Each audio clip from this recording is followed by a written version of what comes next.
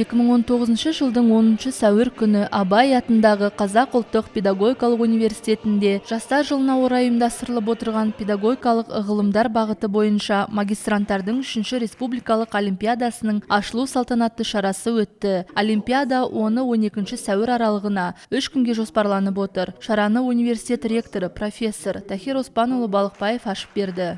Құрметті олимпиадаға қатысушылар, құрметті олимпиада жюри мүшелері, құрметті қонақтар, құрметті бүгінгі осы салтанатқа қатысып отқан барлықтарыңызды бүгінгі республикалық магистранттар арасындағы педагогикалық білім беруден осы олимпиаданың ашылуымен шын жүректен құттықтаймын.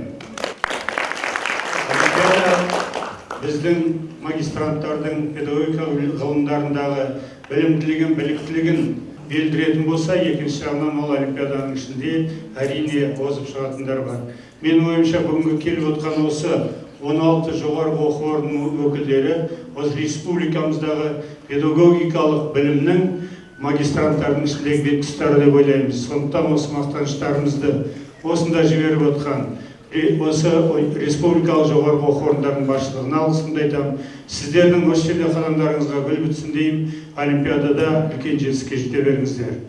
Ашылу салтанатында университет студенттері ән айтып, би билеп, көрермендер көңілін бір серпіп алды. Айтулы олимпиадаға еліміздің әр өңірінен 16 жоғарғы оқу орындары қатысады. Олар Әл-Фараби атындағы Қазақ ұлттық университеті, Гумилев атындағы Еуразия ұлттық университеті, Мұхтар Әуезов атындағы Оңтүстік Қазақстан мемлекеттік университеті, Бөкетов атындағы Қарағанды мемлекеттік университеті, Өтемісұлы атындағы Батыс Қазақстан мемлекеттік университеті, Шәкәрім атындағы Семей мемлекеттік университеті, Өмірзақ Сұлтанғазин атындағы Қостанай мемлекеттік педагогикалық университеті, Абай атындағы Қазақ ұлттық педагогикалық университеті және тағы басқа университеттерден келген болашақ педагог мамандар бақ сынасатын болады. Әр университеттің қатысушы топтары өздерін презентация, ән айту, өлең оқу, қара сөз, бейнефильмдер ұсыну арқылы таныстырды. Кеш соңында әр топ 3 түрлі кезеңнен, атап айтсақ үй тапсырмасы, қазіргі мұғалімнің моделі, оларды дайындау мәселелері және шешімдері тақырыбындағы командалық шағын зерттеу нәтижесін презентациялау байқауы алмалу әдісімен. Қазақстан Республикасы білім беру реформасына біздің көзқарасымыз жаңартылған білім мазмұны атты байқауы қызғалдақ гүлін алу әдісімен. Педагогикалық жағдаяттар мәселелерді шешу байқауы асық алу әдісімен жүргізіліп, командалардың сайысу реттік саны анықталып, келесі күнгі кезеңдерге жолдама берілді.